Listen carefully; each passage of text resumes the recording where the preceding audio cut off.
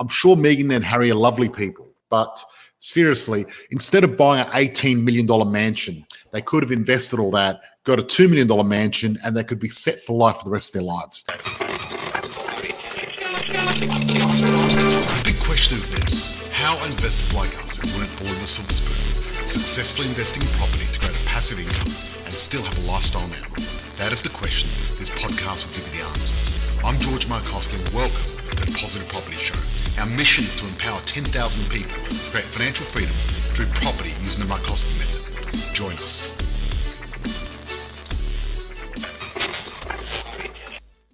We're back. So hello and welcome. George Markle, Positive Property with the amazing Belinda. Almost said my Belinda, but you're not my Belinda. You're amazing Belinda. You're our Belinda.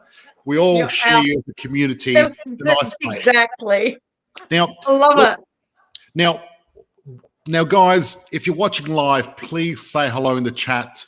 And people that are going to watch the replay, if you're watching the replay, I know a lot of people watch it, put hashtag replay now. What I would like to say is, you saw the title of my post today, Help Me Pay Off Meghan and Harry's Mansion. You might be wondering why I'm saying this, but there was a GoFundMe page set up to pay off the mortgage of Meghan Markle and Prince Harry's $14.6 million California estate. Has gone bust, right? And I'm going to go to the GoFundMe page right now. So I'm going to share my screen. And if you look here, it says, hello, I'm Anastasia Hansen of Ventura, California. I'm raising funds to pay off the mortgage. I'm raising funds to pay off the mortgage for the Montecito, California home of Harry and Meghan. Where 2 million supporters donate just $5 each, the goal is met and the loan could be paid off. And after their interview, I was moved with compassion to help get their home paid off. As they are financially independent, this will help them and be a loving gift. What a lovely gesture, hey? That's lovely. Harry and Meghan, they need help. It's only, they've got a $14 million mansion. Every $5 helps, And she wrote, if you feel in your heart to help and support the donation, then please do so. We all can use some form of help in the world, and it begins with love and compassion. Thank you, thank you, thank you. Right? Wow. How many investment properties could they have bought? Yes, good question, Lisa. Exactly. Probably a lot. I love it. That's hilarious. The point is, right, and this is, a bit of tongue-in-cheek, obviously, because I'm not about to help Meghan and Harry. Even though, I'm sure Meghan and Harry are lovely people. But seriously, instead of buying an $18 million mansion, they could have invested all that, got a $2 million mansion, and they could be set for life for the rest of their lives. So what I'm saying is you should really, be smart with your money, right? Will they get it through? You should really tune into Oprah next week and see what happens. You know what I mean? Look, Oprah might be, jumping on that bandwagon and helping him. Look, she's a billionaire and they're rich as well. If anyone was going to help, Oprah would be on your number one list, wouldn't it, really? Yeah, I'm sure she can help. But look, the thing is, I saw a funny meme, where the Prince, Meghan and Harry are sitting there talking to Oprah. And they're like, life's hard. And Oprah goes, yeah, I know, it's tough. And everyone's going, ha, ha, ha, ha. But look, the fact of it is, it doesn't matter how rich you are. You're always going to have problems in life anyway. There's always going to be challenges. Challenges. Money's not going to solve everything for you. That's the fact. And so if you think that being filthy rich is going to make your life better, guess what? You're absolutely right. There you are. You're absolutely right. But if you think you're not going to have challenges, well, you're going to have challenges no matter what. That's the fact of it. And funny enough, what I do is I'm a bit of a nerd and I like to study what the world is doing at the moment. And I've been doing a bit of research in America and what's been happening in America. Because the American market is pretty interesting and I think we can always learn from other countries and things like that. And I think that the whole world at the moment, I'm talking about the Western world here. I'm talking about the first world because we live in a different world to the third world. And the first world have gone through the whole same thing and we're going through a V-shaped recovery. I don't know if you know what a V-shaped recovery is. Not really, but I'm hoping you're going to explain it. Yeah, I'm going to explain. A V-shaped recovery is when you've got the little dot here and it goes and then it goes straight up again. That's why it's called V shape, because it's a V, right? And what happens is during COVID, there was a bit of a dip and now it's come back up again. But it's more of a squiggle than a V because it didn't go much down, but it's going up quite a bit. It's more like a tick, like a Nike tick. It's gone down and gone straight up, right? Yep. And one of the interesting things about what's going on in the world economy right now is they're pretty similar dynamics playing all over the world. And that's because COVID has affected most countries in the same way. Yeah, right. Pandemic-driven lockdown followed by super cheap money and massive fiscal spending. That's it. Right. Funny enough, in scale and scope, it almost seems like the whole world was being coordinated doing the same thing. Yeah. Right. And obviously, I'm talking about the developed world here, not countries that are, that are third world countries, but they're because we've got a pretty coordinated set of economic conditions in the first world, and we're getting a very coordinated response. Yep. Right. And that's one of the reasons I like to follow the US market and what's happening there, because I've got a lot of interest in that, because the economy and what they're doing, we're doing something very similar. Right. And see, when you look in America, under the hood, we've got the same sort of dynamics happening, right? We've got reduced interest rates, which reduces household interest burdens. We've got booming asset prices and free money from the government that have triggered a boom in household net worth. So what's happening around the first world? I'm talking America, Australia, New Zealand, UK, Canada, all those sort of countries. A lot of Europe. I like to talk about all the English-speaking countries because that's the reports that I normally read.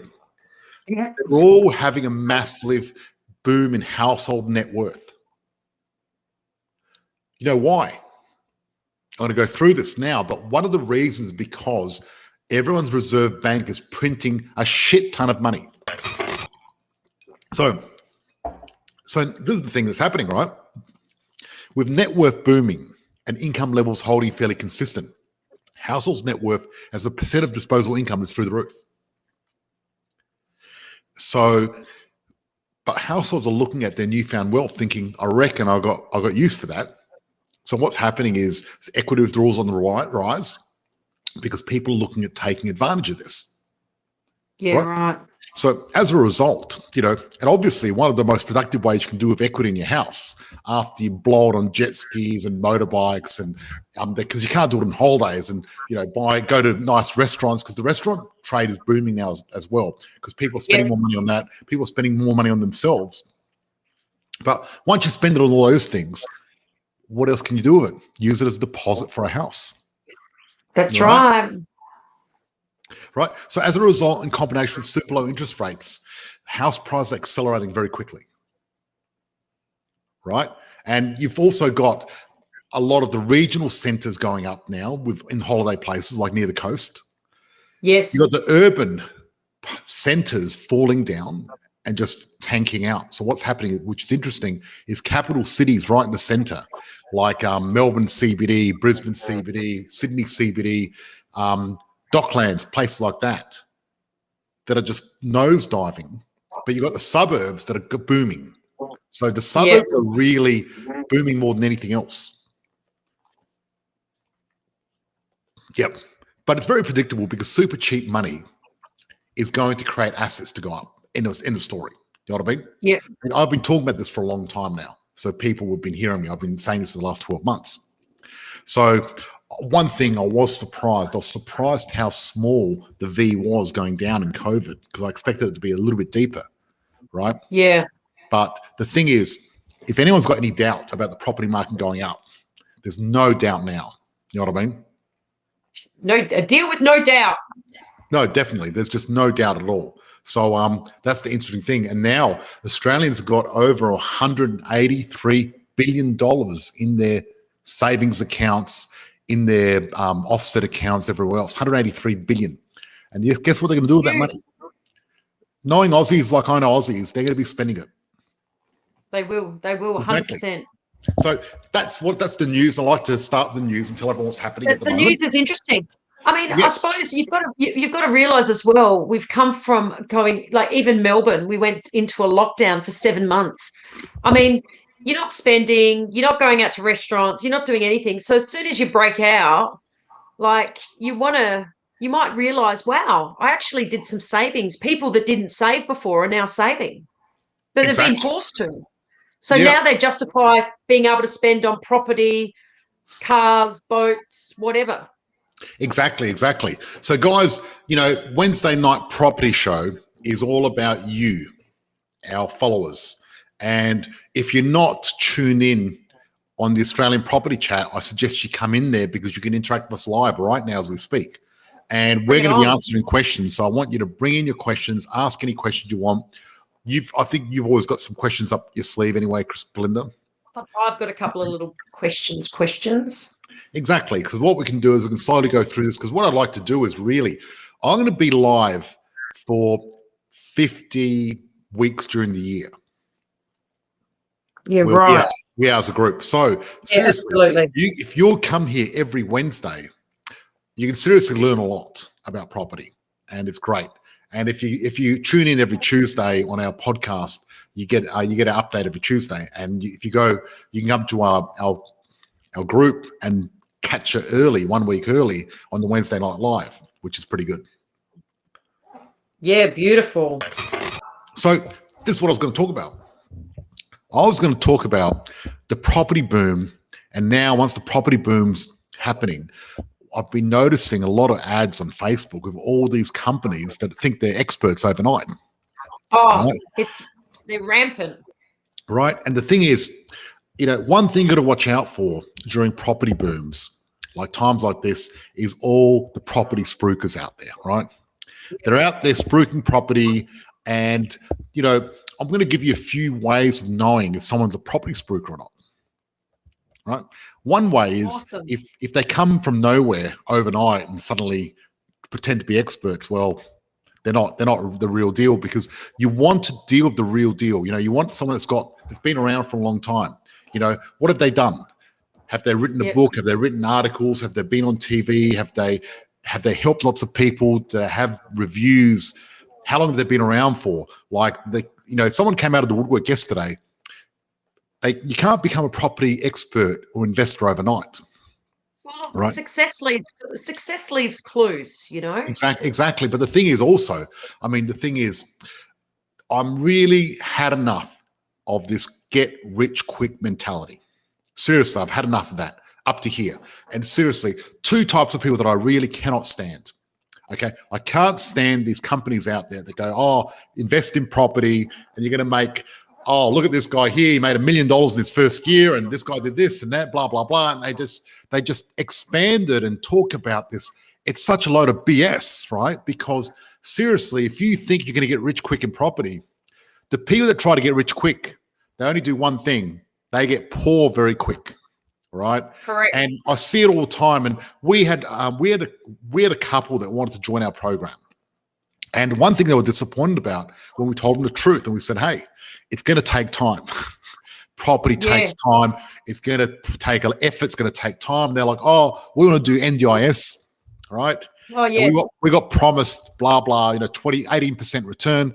Now, the deal is, right, if you haven't seen my episode on NDIS, I speak to one of the experts in Australia, talking about NDIS and what the truth of it is. And seriously, unless you're an experienced investor and you're thinking long term and you really know what you're doing, you're going to lose money. You're going to overpay for the property, and you're going to get sweet FA rent if you get it at all, right? It's not that easy. It's very difficult. But these people, they've done it now. Now, it doesn't surprise me some people don't want to join our program because we don't often get rich quick.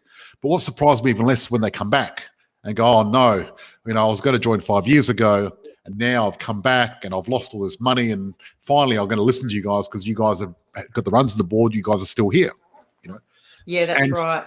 The fly-by-night companies out there, it's amazing how many members join us, and they've joined another program and they won't even return their calls. Like crazy. But the thing is, that's horrible. Also, the other thing you got to watch out for is these companies that go around spruiking and try to sell your house on the first call or second call. You know what I mean? Like, you really got to get educated first. We don't let anyone buy unless they've been educated. They go through all the steps. Absolutely. Because I want people to be comfortable, but also know what they're doing. And the thing is, Then you've got this whole guaranteed rent, guaranteed capital growth, cash back when you buy a property. Quality property, if you want to guarantee your rent, do your research. That will guarantee your rent. Because what's going to guarantee your rent is buying in the right area, having a low vacancy rate, and really getting your stats right. And what's going to guarantee your return is doing the research and investing in yourself. But so the get rich quick mentality, and the other one I can't really handle is when you get members that want to join the program and they're like, nah, I want 10 properties in 1 year. And unrealistic. You can't do it. You've got to be realistic. Goals, smart goals, specific, measurable, attainable, realistic, and timed. That's what it is. You can't, there's no point pretending you're going to get something if you're not going to get it. Okay, I think there'll be good discounts when interest rates goes back up. Is inflation good for mortgages? Jeremy Westwood. Hi, Jeremy. Welcome. And some good questions there. And I'm going to be answering these questions, which is great. So, okay, guys. Jeremy, what do you mean by will there be any good discounts when interest rates goes back up? Because, so the deal is Jeremy's talking about distressed property and things like that. And there's a lot of companies out there that talk about buying distressed property. Now, when you're buying the top 100 suburbs in Australia, these properties are not distressed. They never are. Just doesn't happen. Quality property in the right area is always rented out, it's always going up, and it just doesn't get distressed very often. It's very difficult for that to happen. So I'm not a big fan of trying to buy distressed property for an investment property, because distressed property ain't going to go up for a long time. However, when you're buying an owner-occupier for yourself, then you can buy distressed property because you're going to be in it for a long time and you've got time for it to bounce back up and do that. So I think that's really good. So in regards to, what we were saying before, you've got these companies out there that are offering, rental guarantees and offering discounts, and they're saying we're going to pay for your, for your solicitor and for this and for that and your stamp duty and stuff like that. Whenever I'm getting stuff offered and chucked in for free or getting discounts offered, I'm always very wary. I remember the time when you were going to buy that property in Gladstone, Belinda, and the developer offered you a massive discount, and you asked me for advice. And guaranteed rental. Yes, and what did I say?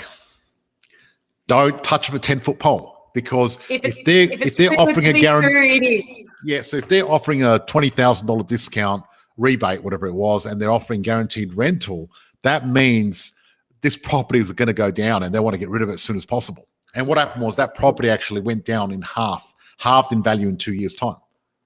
Yep. And most of those, I'm very loud on your other, I'm getting feedback, but a lot of those properties in Gladstone were actually left unfinished. Yeah. And the problem is, what happens is when people are trying to get these amazing bargains, they're really not getting bargains. Meghan and Harry are doing they're not doing a fundraise. Someone else is doing a fundraise to help them buy a multi-million-dollar mansion. Personally, I'm not gonna go fund them. They've only raised $110 so far, so they really need another 2 million people to help. Only 2 million. Jeez. 2 million people at $5 each. That's $10 million. Wow. Right. So it doesn't take a lot of people to do that. But me personally, I think they should have invested better, and then they'd be good. Is inflation good for mortgages? Okay. Jeremy asked the question, is inflation good for mortgages? Hell yes. Inflation is great for mortgages. And correct. Look, I love inflation when I haven't got money in the bank, because what's happening at the moment on a world scale is there's massive inflation going on because we got low interest rates and we're printing a shit load of money, and you can't help but get inflation. And that's why household net worth is going up everywhere in the first world.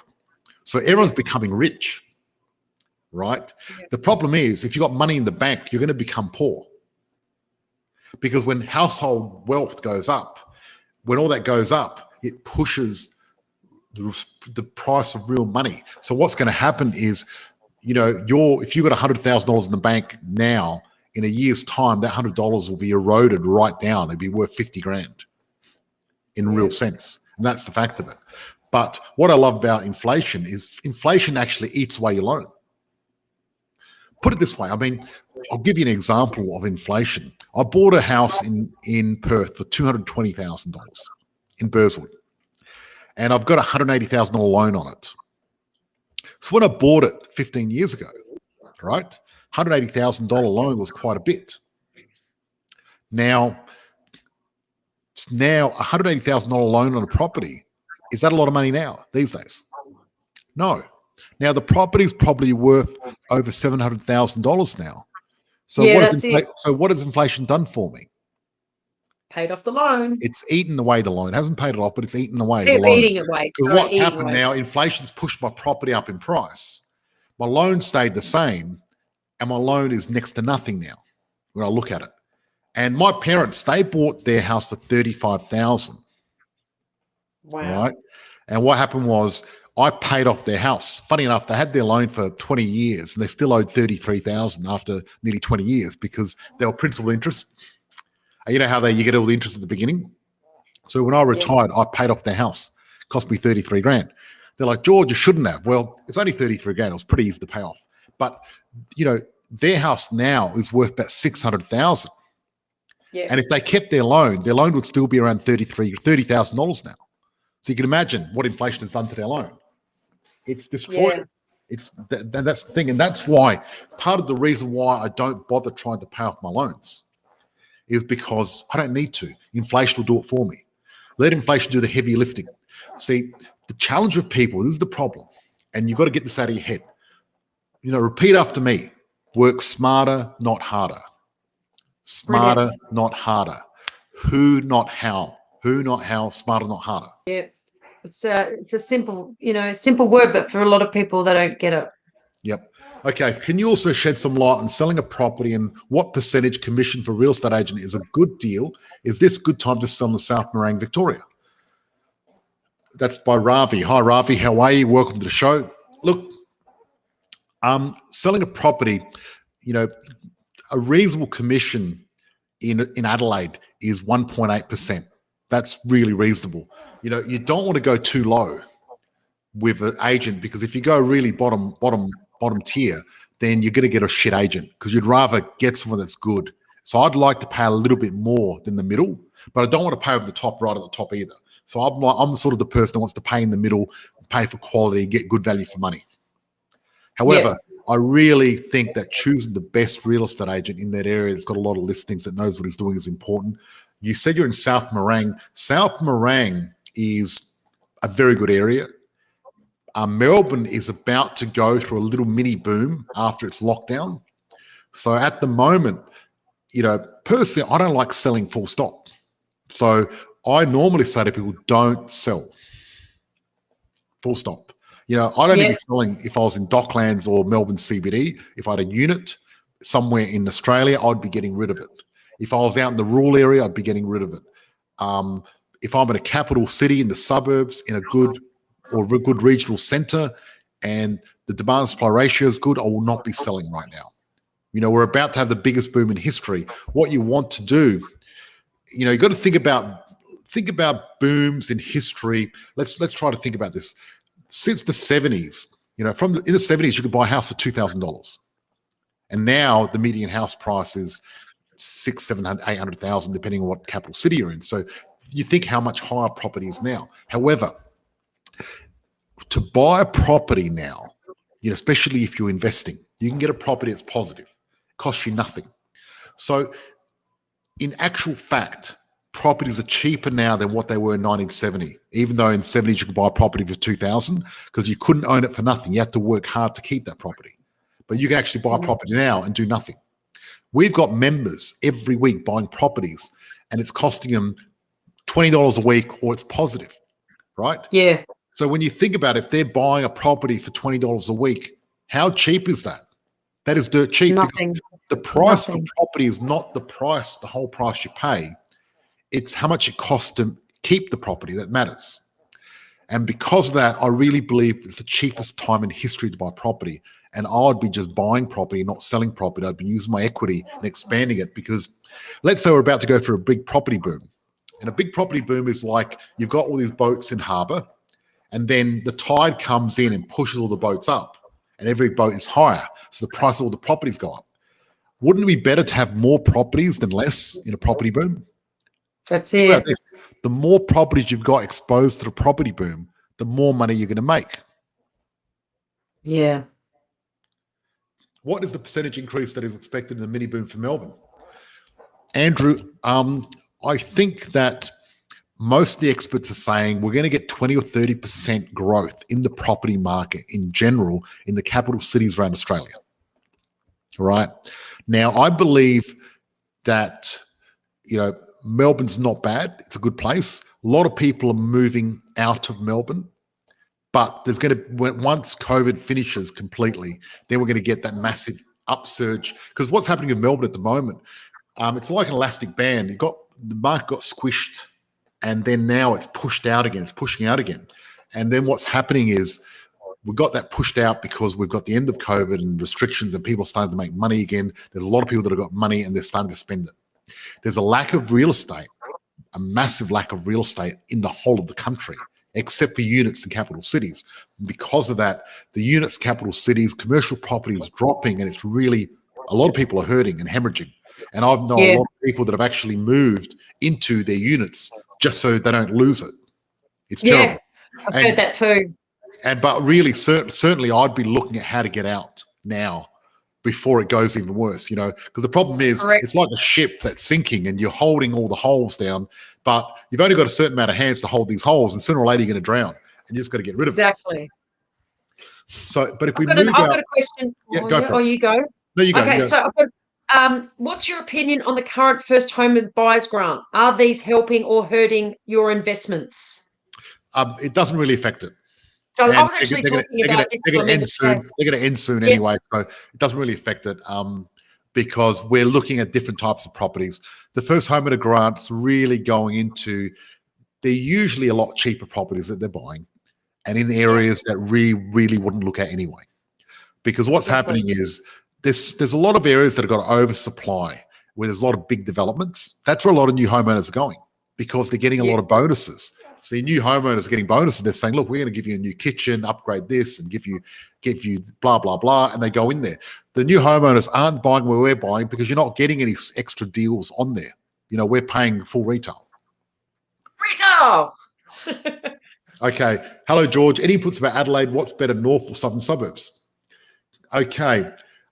Look, the further out you go from Adelaide, the problem I find with the northern suburbs in Adelaide is there's a lot of land. There's just so much land up north, and there's a lot of development up north. There's just way too much. So personally, I can't see how the northern suburbs of Adelaide are going to really get a lot of growth because there's so much land. The western suburbs of Adelaide are stuck between the city and the sea, and I'm a big fan of the western suburbs. But there's a lot of pockets around the place that are really good, and I'm a big fan of the pockets of the older suburbs where there's a bit of infill. I'd stay away from large developments. Just don't go near large developments. Then we're very boutique. That's what we do. Absolutely. And is Melbourne expect to see a decline after this? Look, the fact of it is, everything that goes up must go down. That's right. Everything that goes down must go up. So there's always going to be that period of I hit my microphone. This period of correction. Don't be scared of the correction, because what happens is we go into the market. You've got a property clock. 12 o'clock's the peak up the top. 6 o'clock's the bottom down the bottom. And what you do is you want to buy at 7 o'clock as the clock's rising. If you buy at 7, you've got all that growth till 12. Then after 12, you've got a little bit of a correction. Then it goes up again. So once you've held the property for one full cycle, you're set. You're completely safe. That's why the sooner you buy a property, the better, so you can keep safe, because you want your property to go through that property cycle. Because the first property cycle it goes through, which is going to take between 7 to 10 years, is going to double. And then it's going to double again 7 to 10 years after that. And then it's going to double again. Now, so when you talk about doubling, right, This is what a lot of people don't realize. So if you get a $500,000 property, in 10 years, it's going to be worth $1 million. In 20, it's going to be worth $2 million. So it actually quadruples over that 20-year period. And a lot of people haven't been around long enough. I'm old enough to experience a doubling. And I'll tell you what, it's amazing. And that's why last year alone, I made over $1 million out of properties, because my properties that I've had for nearly 20 years, they have just going through the roof because I've had them for long enough. So the longer you have a property for, the better if you buy the right property. I never want to sell. Yeah, that's it. Any more questions? Because I've got more. Can inflation correct a bad property decision? Jeremy, yes, absolutely. And look, the fact of it is, in a rising market is very, very forgiving, right? It's very forgiving. When you're buying at 7 or 8 o'clock in a rising market, the market's very forgiving, and you can actually do stupid things and still get away with it, right? So anyone can make money in a rising market. That's the beauty of it. But the bad part is, if you want to make long-term money, it's better to make smart decisions and do it properly and get the right education and get the right advice, because it can help you more in the long term. Because, yes, if you don't know what you're doing, you could actually buy a property and get lucky and double your money in 7 years anyway. Yeah. But if you get an expert to help you, you can get 10 properties in 10 years and retire and never have to work a single day for the rest of your life. That's the difference. That's it. And the thing is, this is the thing though. I mean, if you get one property worth 500 and you double it in 10 years, you've still made $500,000 and you're still better off than 98% of Australians. So seriously, just getting one property is so worthwhile, but getting 2 is even more worthwhile, and getting 5 is fantastic. And the thing is, what we do in our program, we work out how much you need. I mean, for example, if you get a $500,000 property, let's say properties double every 10 years, then that means in 10 years' time, you're going to have 500,000 equity, which is going to give you 25,000 years income, passive income per year without getting out of bed. So by doing that, you can work out how many people you need, right? So if you want to make 100,000, you need 4 properties worth 500, and you need to hold them for 10 years. And that's why, I'm not really big on timing the market, because, that question you said about, will inflation correct a bad decision? Yes, but I really think I'd rather try to make the right decision, so then I can really grow my empire and my wealth and do everything properly. Because the challenge is, a lot of people don't know what to do when they're buying a property, and they get caught in analysis paralysis. And part of the reason is they don't understand the core principles. And once you understand the core principles, it's actually quite simple and easy, and you can make decisions easy. And that's the whole point. Yeah, perfect. Is there any strategy you have to charge more for rent compared to the others in the lot? Good question, Andrew. Yes, I've got a strategy to charge less. So seriously, the problem is, when you're charging too much for your property, you end up with poor quality tenants. So I really prefer to charge the market rent that it is and get the decent rent. And a lot of times, because what happens is, high quality tenants, they don't have to pay above average rent, because they've got good quality, they've got good referrals and everything else. Now, at the moment, there's a squeeze, and there's not a lot of rental properties available. So you're going to get more rent anyway. So I suggest never, ever, ever be the property manager, because you're not going to have your finger on the pulse. You're not going to know how much to charge, and you're not going to charge enough. Also, always review your rents and always put them up every 6 months or 12 months, depending on when the lease expires. Because what I like to do, a bit like a frog in boiling water, is I like to increase my rents little bit by little, and then everyone's happy, everyone's getting used to it easily, and it's fine. And what happens a lot, we get people coming and joining our program, and they've got 4 or 5 properties, and they think they've done well, and we do a rent review, and we see they haven't put up their rent in 5 years, and they say, "But George, this is a good tenant, we can't put up the rent." And I said, "Look, if they're not paying market rent, they're not a good tenant." That's right. Someone that's not paying you market rent is not a good tenant. The only good tenant you've got is a tenant that pays their rent, looks after your house, and follows everything properly. And if they don't pay the right rent, if they don't look after their house, and if they're not, paying their rent on time, they're not a good tenant. And you need to get rid of them. You need to get a property manager to look after them. And so many times we've actually got people in and we've changed their portfolios and really changed the income they're getting. I mean, we had one girl that joined that program 3 weeks ago. In the first half an hour meeting with Christina, she saved nearly $25,000 a year just because we fixed their rental situation. Okay, I've got a big question here. What do you think of Mansfield Park? Kept it for 12 years, grow heaps, but we sold our property in January 2020 before COVID. Sold it before COVID. Oh, that's sad. A little sad we sold. Yes, I would be too. Good or bad decision? We'd love to work with you both to get in investing. Used to work with you guys 10 years ago at a future for kids. Love to get in touch. Jenna. Oh, wow. Future. Okay, future so look, for kids. That's really good that you want to do something for your future kids, which is excellent. And Future Jenna, for Kids is that was that company we work for. Okay, investing. Used to work with you guys 10 years ago for Future for Kids. How funny, how awesome. Oh, there you go. That's the internet children's stuff that we were doing, George. Yes, excellent. I remember now. So Jenna, what I suggest you do, Jenna, is probably if we can get Charmaine, book in with Charmaine for a 15-minute strategy session and see if it can help you. Now, look, if you made money at a Mansfield property, that's really good. It's a shame that you sold because I don't like selling.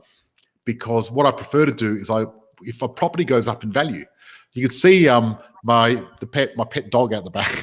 There's movement in the background. Hey Jojo, come here, Jojo. Jojo, he's such a cutie.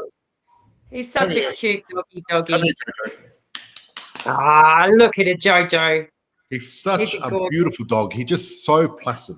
He just sits there and loves attention. And he sooks when Christina goes and has a workout. So, yep. So what we're going to do, Jenna, is we're going to connect you with Charmaine so Charmaine can look at what you're doing and see if we can help. And look, the thing is you've made money at a property, so I think that's really good. Well done. I applaud anyone that's got the guts to invest in property and do things. And the thing is, a lot of people invest in property. Look, a lot of people invest in property and it doesn't work out the first time or second time around. And what I say to you is don't worry. It doesn't matter. It's not your fault. We don't get taught this at school. And the fact of it is, you got the opportunity now to learn what you're doing. Okay, Andrew, is that something that property manager reviews every 6 months, or we have to review and discuss with property manager settled on that property in direct? Yes, Andrew. So what you need to do is we need to keep on top of things. So we need to be proactive with our property manager. And one, we need to build a relationship with our property manager and make sure they're looking after our interests. So what happens is normally if we buy into a group of townhouses, like for example, direct, then what happens is we get the on-site manager to manage our property to begin with, especially because we want to make sure that because they've got they live there, they know the area, they can help us. Finger on the pulse. Yeah, exactly. Yeah. And the fact of it is, what we want to do is every 6 months we want to put that up. Because, property actual rents in that area have gone up already. So I definitely do that. Rents have gone up everywhere. I get messages from people every day going, George, we're looking for a property. We're desperate to get a rental property. And I'm like, I'm sorry, I can't help you. I don't do rental properties. I just help people invest.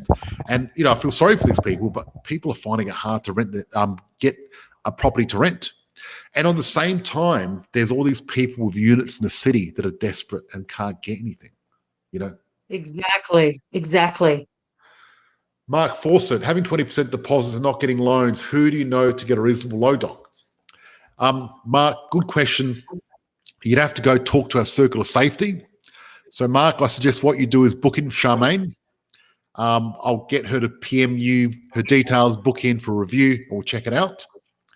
Because with Mark, you're a business owner. I know who you are. Hello and welcome. When you're a business owner, getting a loan it's a science and an art at the same time, and you really got to put the package together properly. And a lot of people don't realize this, but there's a lot of different finances around Australia. There's a lot of different ways you can present yourself. And depending on the situation, you've got to get matched to the right people at the right time to be able to do that. But yes, no worries. You're welcome, Mark. Yeah, so Jenna, it's Question. great to, you know what? It's great to see someone from such a long time ago. It's fantastic, isn't it? That was when we ran that office at Henley Beach Road. Yes, I know. The blue office. Yep. Back in the day. So yes. I've got a question. Go. Can I have a question? Go. Hi, Belinda. Could you please advise me what resources Positive Property Solutions is using to determine the top 100 growth suburbs? ? And I haven't been able to see Cabelabar or Burpengary listed as the top 100 growth suburbs. Yep. Okay. So look, the top 100 growth suburbs, that is a Positive Property thing. So you won't see it anywhere unless we publish it, right?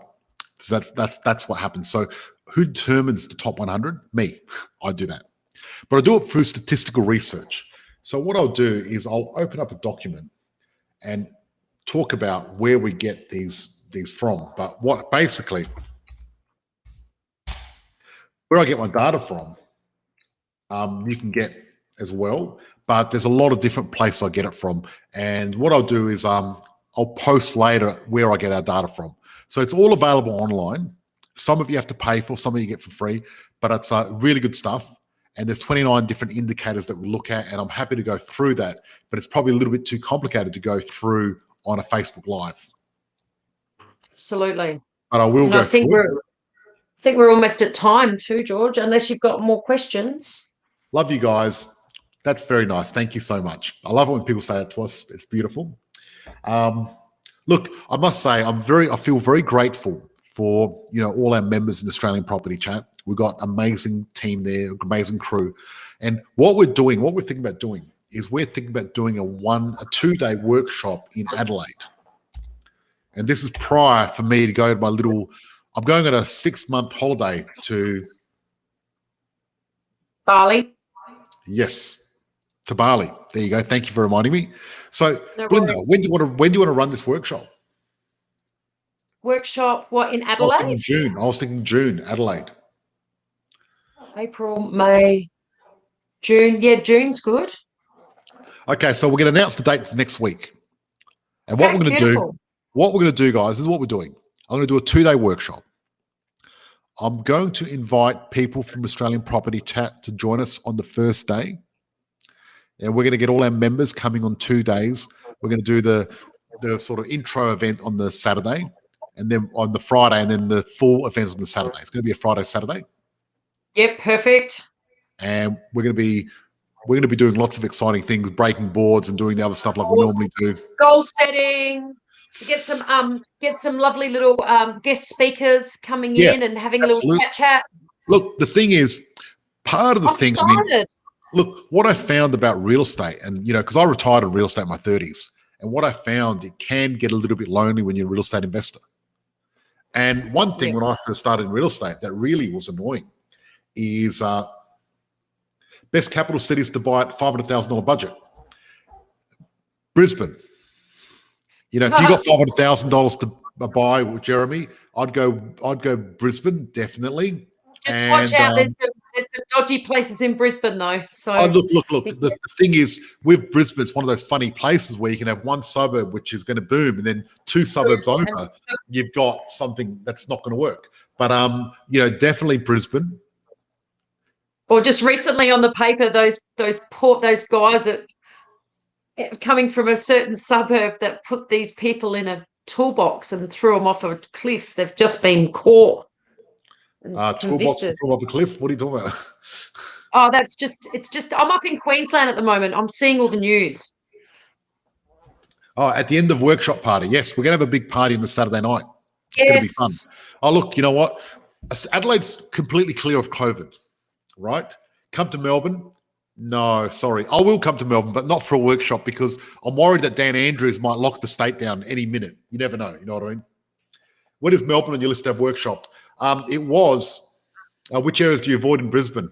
Well, Jeremy, start with our. We've got the no-go zone list. So if you go in, we've got a no-go zone list. Look at some of our resources. That'd be great. But I'm worried about Dan closing down the state again because you never know, right? Yep. So I know that Adelaide is probably a lot easier not to close down because we've been Yeah. open. We were closed down for 4 days last year. That was it. And I'll tell you what, it wasn't easy.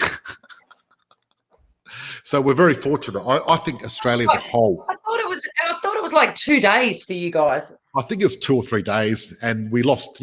We had no toilet paper left. It was gone completely. Luckily, I've sort of got a cellar just full of everything, and seriously, I could go for a year without going to the shops anyway. Except the only thing I ran out of nearly over COVID was wine, because I had a bit of a pity party when it first started. I thought, if I'm going to die, I might as well just have some wine and have some fun, and open up some of these Penfolds that I've been saving, for years and years and years. So, guys, we're definitely going to have a workshop in Melbourne. Love to have you guys to come along. Adelaide.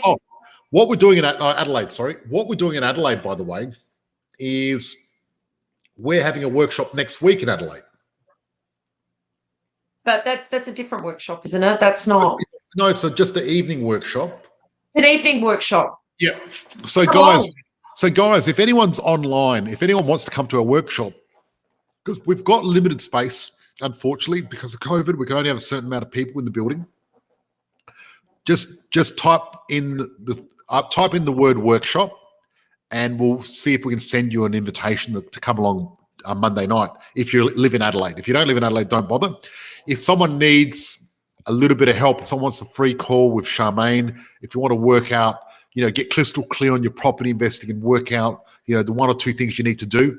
If you've got some serious questions and you need some one-on-one support, please type in what strategy session, and then we'll send you a link to Charmaine's link. So that's the 2 resources we've got at the moment for you guys. If you want a strategy session, please type the word strategy session. We're going to get someone to DM you. If you want to go to the workshop, type in workshop. As long as you're in Adelaide, we'll let you come. If you're from Melbourne, it's going to be too far. Wait till our 1-day workshop. But otherwise, that's it. So to summarize what we've been talking about, we've been talking about how inflation pays off your loan.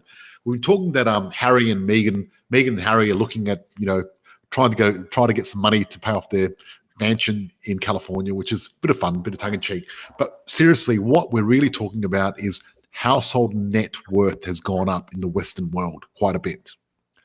Yeah. And that means that's a big sign of inflation. Low interest rates are inflation, and printing money is an inflation. Australia is better off $182 billion, Australians in general. That's a lot of money we've got since last year. In 1 year to be up 182 million is pretty full on. Now, what's happening at the end of March is Job Seeker is going. Yeah. Right? So next Wednesday, join us for my live. I'm going to be dissecting JobsKeeper. I'm going to be talking about what's been happening in the economy, but also I'm going to explain what's going to happen after JobKeeper, because it's actually going to affect the property market, and it's going to affect a lot of stuff. So if you want to find out about JobKeeper, come and join us next week, because I'm going to be talking about it especially. I've been getting my stats ready, and it's going to be very interesting. But thank you so much for joining us tonight. It's been great. Great session. Love your work. Now, Belinda, do you want to tell everyone what our values are while we're here? Values, of course. Love our values. Do you want to take it one at a time? Look, we can go one at a time. I just want to let you know, I saw our values video, and I must admit, I got emotional in a really good, happy way. Belinda, I thought it was brilliant. 3D in that video. It's like, what I mean? You jump out of the screen. You look great in the video. You're really, Thanks. But, so look, our values is the word heart, and the heart acronym, which H stands for have fun. Because look, we're here for a good time and a long time, and you might as well enjoy yourself, Enjoy the journey, not the destination. Exactly. Bring it on. And the point is, it's progress over perfection, because that's the whole point. Because I started this company to have fun, and I started because investing can be lonely, and I wanted to create a tribe of like-minded people. So, you guys watching us now, you're my tribe, and I'm really thankful, and I'm going to go to that. But after H for have fun, what's next? That's E for everyone wins. So in our company, wins. Which means win-win scenario. Purpose over profit, because really what we're doing is we want to make sure our members win. We want to make sure our clients win. We want to make sure our staff win, the company wins, but also the community, everyone. And that's how we make decisions. And if there's losers in the equation, we're not going to do it. Absolutely. And my favorite today, go. A No BS. Authentic, no bullshit. And look, I like to call it the way it is. I'm not very politically correct. And, you know, if you lean really far left, you probably won't like me. But I'm not right wing either, not left. I'm in the middle. You know what I mean? I call it the way it is. You're a straight shooter. Exactly. And then R for radical responsibility. And you know what? Yep. That means that you got to take responsibility for yourself. Do whatever it takes. Do whatever it takes. And seriously, you know, when you've got a goal, right, you need grit, right? And the thing is, when you're buying property, you know, it's like that song, get knocked down and get back up again. That's what you got to do. You know, finance knocks you back, you get up again. This happens, you get up again. That's part of the reason you get a coach. The coach gets you up, dusts you off, moves you along again. You know, you get on there. But we do whatever it takes. And our last one, Belinda. Thankful and grateful. And you know what? Being thankful and grateful is probably the most important thing that any gift that you can give yourself is being thankful and grateful. And a lot of people say, well, you know, I can't be thankful and grateful because nothing's good in my life. Well, it goes the other way around. If you want goodness in your life, you've got to start with thankful gratefulness and it will build. And I really believe that the more thankful and grateful you can be, if you can create those moments where, you know, every morning I do meditation. And then after that, I do loving kindness and send good vibe for people in the world. And then I'm very thankful and grateful. And before I eat a meal, I'm thankful and grateful. I've got lots of little spaces in my life where I can devote being thankful and grateful, including the end of our sessions like now. Absolutely. So guys, look, I really enjoyed it. It was fantastic. Belinda, thank you so much for joining us as well. My pleasure. Absolutely. It's always a pleasure. A lot of fun. And thanks everyone else. And see you next week. Remember, we're on every single Wednesday. One of us is going to be here every Wednesday for the rest of the year. We're here to help you. We're here to spread the word and build our tribe. And what's our tribe? We are the freedom fighters. We're fighting for freedom. So freedom fighters, till next week. Enjoy. Bye-bye. Thank you for listening. I'm grateful for all our listeners around the world. If you found this podcast valuable, please share with someone that might find this useful. And please join our tribe of purpose-driven investors, increasing income and impact in our Facebook group, Positive Property. Please note, with a multi-million-dollar property portfolio and a passive income, I've become incredibly successful in investing in property. The fact of it is, however, many people may find investing in property challenging. It's not easy, and it takes a lot of hard work. However, becoming educated to make an informed decision and having the right advisors gives you the tools you need to succeed. The most important part of this formula, however, is to actually take action and apply that knowledge.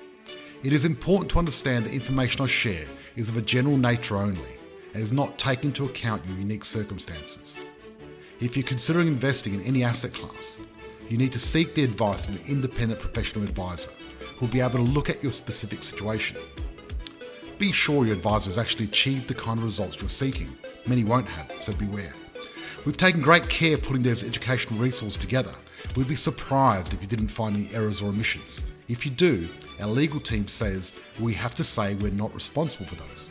In fact, as with all things, even your success, we're not responsible. That responsibility always has and always will come down to you and the actions you take. We're passionate about supporting you in that process and helping you increase your ability to create wealth, live the life you desire, and provide all the things you dream of for you and your family.